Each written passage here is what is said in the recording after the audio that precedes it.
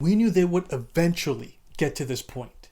Giannis Antetokounmpo and Damian Lillard are too good not to terrorize opponents on the offensive end. At the halfway mark of the season, we have enough sample size to say that they are on the verge of making history. Giannis is currently averaging 31.5 points per game, and Damian averages exactly 25 points per game. It is extremely rare for a team to contain a pair of teammates to average both 30 points and 25 points per contest. At this point, only 4 other teammates have been able to reach those numbers. Oscar Robertson and Jack Twyman were the first ones to do it in the 1960-61 season. Jerry West and Elgin Baylor did it 3 times, in 1962, 1963, and 1965. Shaq and Kobe did it once in the 2002-03 season. The last pair of teammates to accomplish this feat was James Harden and Russell Westbrook in the 2019-20 season. History indicates that it's more probable for a pair of teammates to reach those numbers if it's coming from 2 dominant wing players. Shaq and Kobe are the only big man, little man tandem to score at such a historic rate. It wouldn't be blasphemous to say that their on-court chemistry is reminiscent of the Lakers' legendary duo. Giannis dominates the paint with his power and athleticism, while Damian helps spread the floor with his creative shot-making abilities from the perimeter. However, there is a downside to this exclusive list. None of the teams ended up winning a championship. In all 6 cases, they racked up all those points out of necessity. The 1961 Cincinnati Royals were an abysmal defensive team that allowed 121 points per game. Oscar Robertson, who was a rookie, could only take his team so far. The Los Angeles Lakers in the 60s relied on their star duo to compensate for the clear weaknesses in their front line.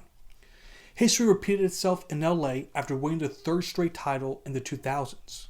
Their championship core was aging rapidly, and their star duo was their only chance of a deep playoff run. Then in Houston, let's just say that they took positionless basketball to a whole other level. They used rather creative methods just to give room for the 2 most ball-dominant players ever. In each case, they were compensating for their team's lack of depth. The same can be said about the 2024-25 Milwaukee Bucks. Their starting lineup looks like something that you would see in the early 2000s.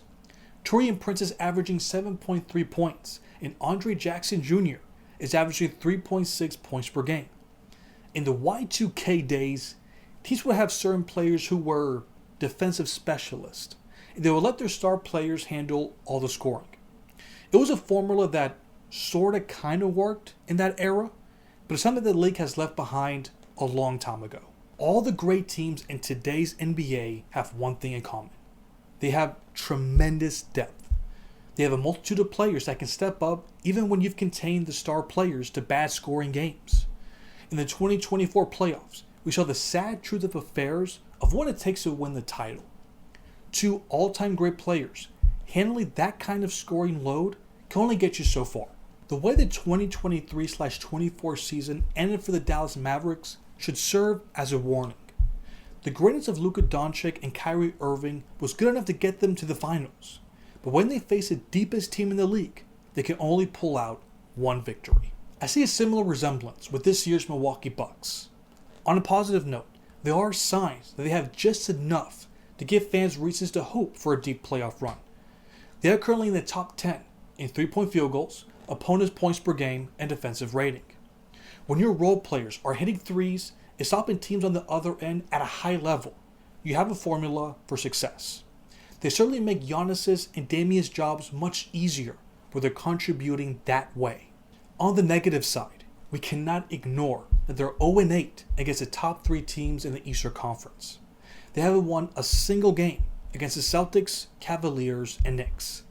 Against these incredibly deep teams, their star duo can only do so much. They only get 1 crack at the Cavaliers for the rest of the season, and they have 2 games against the Oklahoma City Thunder. Those upcoming matchups are going to be a huge test to see how much they've progressed since their slow start at the start of the season. If they can give their fans a reason to be hopeful, instead of clinging to hope, there should be an urgency with the front office to come up with some deal to add some much needed depth. History indicates that this is what they need if they want to win a title.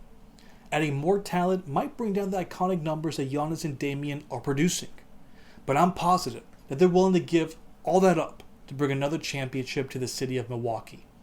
If not, they can just be another statistic.